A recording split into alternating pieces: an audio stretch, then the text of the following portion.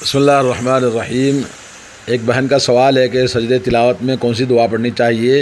اگر وہ سجدہ تلاوت کی دعا یاد نہیں ہے تو ہم کیا کوئی بھی دعا پڑھ سکتے ہیں؟ تو اس کا جواب یہ ہے کہ سجدہ تلاوت کی خاص دعا موجود ہے احادیث کے اندر، ایک سے زیادہ دعائیں موجود ہیں، تو ان دعاؤں کو پڑھنا چاہیے، جیسا کہ نمازی جب حالت نماز میں ہو یا ایک کہ جب قرآن مجید کی تلاوت کرے، اگرچہ کہ حالت وضو میں ہو یا نہ ہو۔ بہرحال احادیث کے اندر سجدہ تلاوت کی دعائیں موجود ہیں ایک سے زیادہ، تو ان میں سے کوئی بھی ایک دعا پڑھے تو کافی ہے۔ حضرت عائشہ رضی اللہ تعالیٰ عنہ فرماتی ہیں کہ رسول اللہ صلی اللہ علیہ وسلم سجدہ تلاوت قرآن مجید کی تلاوت جب فرماتے رات کے وقت میں تو آپ یہ دعا پڑھتے تھے: سجد وجہی للذی خلقہ وشق سمعہ وبصرہ بحولہ وقوتہ۔ یہ حدیث امام ترمذی نے روایت کیا اور اس حدیث کو کہا کہ حسن صحیح،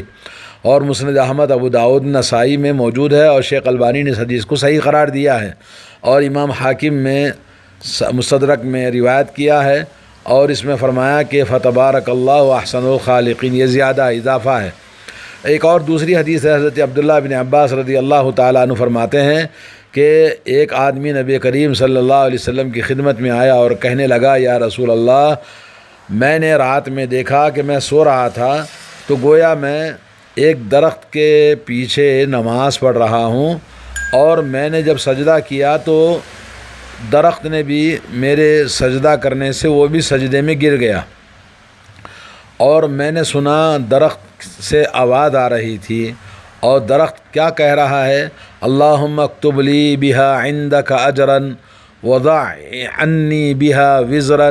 واجعلها لی عندک ذخرا وتقبلها منی کما تقبلتها من عبدک داود۔ حضرت ابن عباس رضی اللہ تعالیٰ عنہ کہتے ہیں کہ نبی علیہ الصلوۃ والسلام نے اس دعا کو سجدے تلاوت میں آپ نے اس دعا کو پڑھا، پھر آپ نے سجدہ کیا۔ حضرت ابن عباس رضی اللہ تعالیٰ عنہ کہتے ہیں کہ میں نے رسول اللہ صلی اللہ علیہ وسلم کو جیسے اس آدمی نے خبر دیا ویسے ہی آپ نے سجدے تلاوت میں اس کی تلاوت کی ہے، اور یہ ترمذی کے اندر حدیث آئی ہے، شیخ البانی نے اس کو حسن قرار دیا ہے۔ اب اس کے اندر ملاحظہ یہ ہے، اگر سجدے تلاوت میں یہ دو دعائیں پڑھنا جیسا کہ حدیث سے ثابت ہے، ان دو دعاؤں میں سے کوئی دعا اگر اس آدمی کو یاد نہیں ہے تو سجدے تلاوت میں سبحان ربی العلیٰ 3 مرتبہ کہہ دے، یا جتنے مرتبہ چاہے وہ کہہ دے۔ اور امام ابو داؤد رحمۃ اللہ علیہ نے کہا کہ میں نے امام احمد سے سنا، اور امام احمد بن حنبل سے پوچھا گیا کہ آدمی سجدے تلاوت میں کیا کہے گا، تو قال اما انا فاقول سبحان ربی العلیٰ، تو امام احمد نے کہا کہ میں تو سبحان ربی العلیٰ کہتا ہوں۔ کیوں؟ اس لیے کہ سبحان ربی العلیٰ سب سے عظیم دعا ہے جو اللہ رب العالمین نے سجدے میں کرنے کا حکم دیا۔ سبحان ربی العلیٰ یہ سب سے افضل دعا ہے، تو افضل یہ ہے کہ آدمی اوپر کی جو دونوں دعائیں ہیں ان دعاؤں کے ساتھ میں سبحان ربی العلیٰ بھی کہے۔ علامہ شیخ ابن باز رحمہ اللہ نے کہا کہ سجدے تلاوت میں اور جو نماز میں سجدے میں پڑھی جاتی ہے وہ ہم سبحان ربی العلیٰ، سبحان ربی العلیٰ، سبحان ربی العلیٰ، وہی دعا سجدے تلاوت میں بھی کر سکتے ہیں۔ علامہ شیخ ابن عثیمین رحمہ اللہ نے بھی یہی فرمایا کہ جیسے نماز کے سجدوں میں فرض ہو، نوافل ہو، اسی طرح سجدے تلاوت میں بھی یہ دعا ہم پڑھ سکتے ہیں۔ نبی کریم صلی اللہ علیہ وسلم نے فرمایا، جب اللہ تبارک و تعالیٰ نے سبح اسم ربک الاعلیٰ، تو آپ نے فرمایا اس دعا کو اپنے سجدوں میں بناؤ، اور یہ حدیث اہل علم کے درمیان بہت مشہور ہے۔ علامہ ابن عثیمین کہتے ہیں کہ اس حدیث کے روح سے انسان جب سجدے تلاوت کرے یا کوئی بھی سجدہ کرے تو سبحان ربی العلیٰ کہہ دے، کافی ہے۔ اللہم لک سجدت وبک آمنت ولک اسلمت سجد وجہی للذی خلقہ وصورہ وشق سمعہ وبصرہ بحولہ وقوتہ اللہم اکتب لی بہا اجرا وحط عنی بہا وزرا واجعلها لی عندک ذخرا وتقبلها منی کما تقبلتها من عبدک داود۔ اگر یہ دعا انسان پڑھ لے ٹھیک ہے، اگر اس کے علاوہ بھی کوئی دعا پڑھ لے تو کوئی حرج نہیں ہے۔ اور سجدے تلاوت میں ایک دوسرا مسئلہ یہ ہے کہ سجدے تلاوت واجب نہیں ہے، یہ سنت ہے۔ اگر انسان قاری قرآن سجدے تلاوت آئے اور تلاوت کے دوران سجدہ نہ کرے تو کوئی حرج نہیں ہے۔ تلاوت نہ کرتے ہوئے کوئی تسبیح پڑھ لے، کوئی دعا پڑھ لے، کوئی ذکر کر لے اس کے بدلے میں، سجدے تلاوت کے بدلے میں، یہ بدعت ہے، جائز نہیں ہے۔ کیونکہ حضرت عائشہ رضی اللہ تعالی عنہ کی مشہور حدیث ہے کہ رسول اللہ صلی اللہ علیہ وسلم نے فرمایا من احدث فی امرنا ھذا ما لیس منہ فہو رد، متفق علیہ۔ کسی نے ہمارے دین میں ایسی چیز ایجاد کی جس کا ثبوت، جس کی دلیل ہماری شریعت میں نہ ہو تو وہ مردود ہے۔ علامہ ابن حجر رحمہ اللہ سے بعض لوگوں نے یہ پوچھا کہ سمعنا واطعنا غفرانک ربنا والیک المصیر، اگر یہ دعا پڑھ لیں تو کیا سجدے تلاوت کی جگہ پہ اس کا بدل ہو جائے گا؟ سجدے تلاوت نہ کرتے ہوئے مجبوری کی وجہ سے یا کسی عاجزی کی وجہ سے نہیں کر سکتے ہیں تو یہ دعا پڑھ لیں، سمعنا واطعنا غفرانک ربنا والیک المصیر۔ تو علامہ ابن حجر رحمہ اللہ نے اس وقت میں جواب دیا کہ اس کی کوئی اصل نہیں ہے شریعت میں، اور یہ سجدے تلاوت کا قائم مقام بھی نہیں ہو سکتا ہے، بلکہ یہ مکروہ ہے، اور اس طرح سے یعنی پڑھنا کوئی بھی صحیح حدیث سے یا کسی بھی شریعت میں ثابت نہیں ہے۔ علامہ ابن عثیمین رحمہ اللہ نے کہا کہ جب قاری تلاوت کے دوران سجدے تلاوت اس کے پاس سے گزرے تو اگر اس کو سجدہ کرنے کی گنجائش ہے تو سجدہ کر لے، کیونکہ وہ مستحب ہے، سنت ہے، اور سجدے تلاوت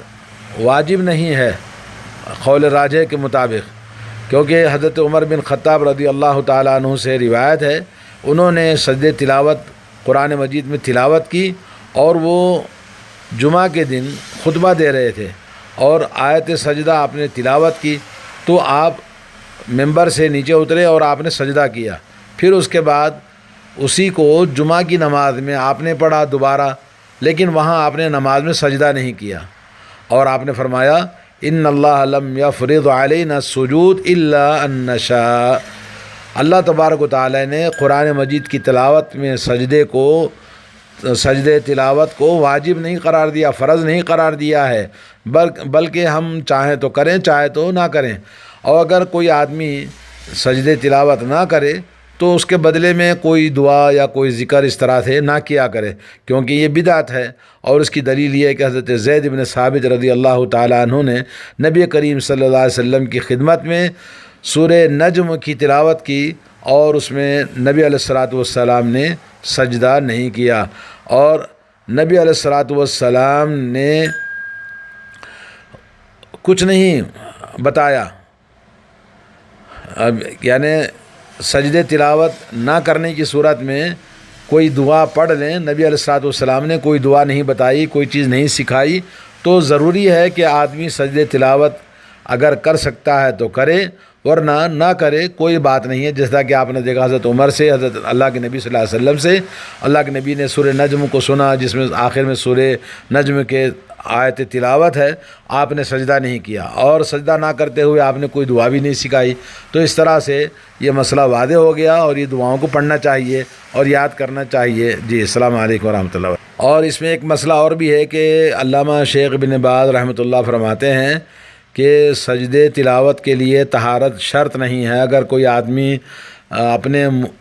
حافظے سے قرآن پڑھ رہا ہے، بغیر ہاتھ میں قرآن لیے، بغیر وضو کے قرآن پڑھ رہا ہے، اور سجدے تلاوت آ جائے تو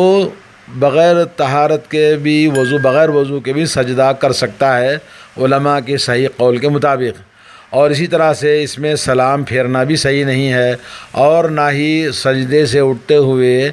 تکبیر کہنا چاہیے سوائے نماز کے۔ نماز کے اندر ہے تو تکبیر کہے گا، ورنہ عام طور پر جب سجدہ کریں گے تو وہاں تکبیر نہیں کہی جائے گی علماء کے صحیح قول کے مطابق۔ اور آپ نے سجدے تلاوت کی تشریح کرتے ہوئے یہ فرمایا کہ حضرت عبداللہ بن عمر رضی اللہ تعالیٰ عنہ سے اس پر یہ چیز جو آپ کو بتائی گئی ہے دلالت کرتی ہے کہ طہارت شرط نہیں ہے، بغیر وضو کے بھی آدمی جیسے بغیر ہاتھ میں قرآن لیے پڑھتا ہے تو سجدے تلاوت آ گیا تو سجدہ کریں گے بغیر وضو کے بھی، اسی طرح سے بغیر وضو کے قرآن بغیر ہاتھ میں لیے پڑھنا جیسے جائز ہے ویسے ہی سجدے تلاوت بھی جائز ہے۔ اسی طرح سے سجدے تلاوت سے جب اٹھیں گے عام غیر نماز کے تو تکبیر بھی نہیں کہیں گے۔ البتہ نماز میں جب ہوگا تو رسول اللہ صلی اللہ علیہ وسلم کی سنت یہی ہے کہ سجدے تلاوت میں جاتے ہوئے بھی تکبیر کہنا ہے اور اٹھتے ہوئے بھی تکبیر کہنا ہے۔